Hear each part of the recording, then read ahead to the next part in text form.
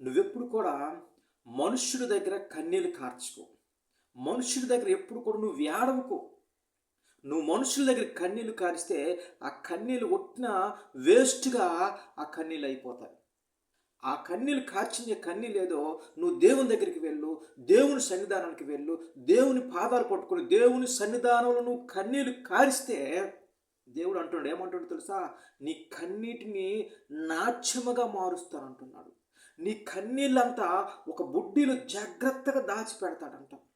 ఇంకో మాట కూడా దేవుడు అంటున్నాడు, ఓదార్చువాడు నేనే, కన్నీరు తుడిచేవాడు నేనే, గుండె చెదరని వారిని ఆదరించేవాడు నేనే అంటున్నాడు ఆయన. నువ్వు కన్నీరు దేవుని సన్నిధానంలో కార్చు. మనుష్యుడి దగ్గర నువ్వు కన్నీరు కారిస్తే తిరిగి నిన్ను అపహేళన చేస్తారు.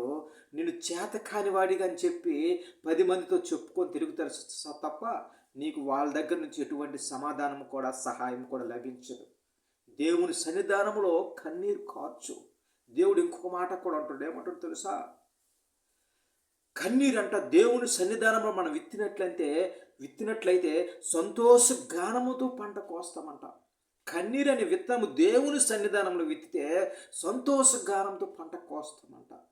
కాబట్టి నాదొక చిన్న సలహా ఏంటంటే, కన్నీరు మనుషుల దగ్గర ఎప్పుడు కార్చి నువ్వు వేస్ట్ చేసుకోకు. ఆ కార్చిన దేవుని దగ్గర కార్చు.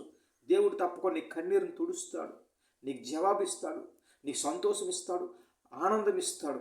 కాబట్టి ప్రియ సహోదరి సహోదరులారా, చాలామంది కూడా బైబిల్ గ్రంథం చూసినట్లయితే చాలామంది కూడా కన్నీళ్లు కార్చారు, మేలు పొందుకున్నాడు. హన్నా అనే ఒక గొడ్రాలైనటువంటి ఒక స్త్రీ కన్నీరు కార్చింది, దేవుని దగ్గర ఫలితం పొందుకోయింది. యాకోబు కన్నీరు కార్చాడు, ఆశీర్వదించబడ్డాడు.